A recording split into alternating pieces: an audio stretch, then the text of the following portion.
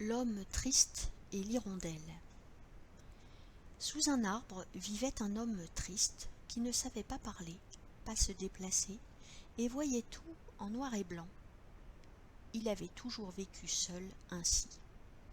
Un matin de printemps, une hirondelle se pose sur l'arbre de l'homme triste et se met à chanter. L'homme écoute. C'est la première fois qu'il entend le chant d'un oiseau, et il trouve cela très beau. Alors il ouvre sa bouche et sent l'air faire vibrer ses cordes vocales. Des bruits beaucoup moins jolis que le chant de l'oiseau en sortent. Il ne s'arrête pas et persiste. À force d'efforts, les notes deviennent plus justes et l'homme chante à l'unisson avec l'oiseau. L'homme est joyeux. Lorsqu'il s'arrête de chanter, il commence à parler. L'hirondelle lui dit qu'elles arrivent d'Afrique. L'homme ne sait pas ce que c'est. Alors l'hirondelle lui explique que là-bas il fait chaud. Le soleil donne des couleurs or et ocre à la terre sèche. Dans les oasis, il fait briller comme des diamants l'eau où viennent boire des animaux, tous très différents de ceux d'ici. Les arbres à l'écorce noire dessinent des silhouettes à l'horizon qui déchirent au loin un ciel bleu azur. Toute la journée, ils parlent de l'Afrique et de ses couleurs. Lorsque la nuit tombe, ils s'endorment ensemble. Au matin, l'homme dit à l'hirondelle qu'il a vu dans ses rêves les couleurs de l'Afrique.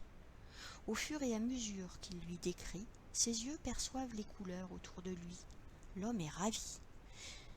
Il demande alors à l'oiseau de lui apprendre à voler. Il veut partir à l'automne avec lui, voir tous ces paysages et ces animaux extraordinaires. L'hirondelle rit. Elle lui dit qu'il ne peut pas voler. Par contre, il peut marcher. En Afrique, elle a vu les hommes se déplacer sur leurs deux jambes. L'homme trouve cela curieux. Il essaie mais n'y arrive pas. Il tente alors de ramper, puis progressivement prend appui sur ses bras, ses mains et ses genoux, puis se redresse, et voilà qu'à force d'essayer, il marche. Avec l'hirondelle, voyant l'hiver approcher, il décide de partir, lui marchant, elle volant. Pour passer le temps, ils chantent en chœur. Un beau matin, ils arrivent en Afrique. L'hirondelle n'avait pas menti, c'est magnifique. L'homme entend des bruits, des animaux. Il voit les couleurs d'ocre, d'or, de diamant, de noir et d'azur. Il ressent la chaleur, il observe tout. Avec l'hirondelle, il s'assoit sur le tronc d'un arbre mort. Ils sont bien. L'homme comprend qu'il a trouvé sa voie. Il sera explorateur. Avec son ami, ils découvriront le monde. C'est maintenant un homme heureux.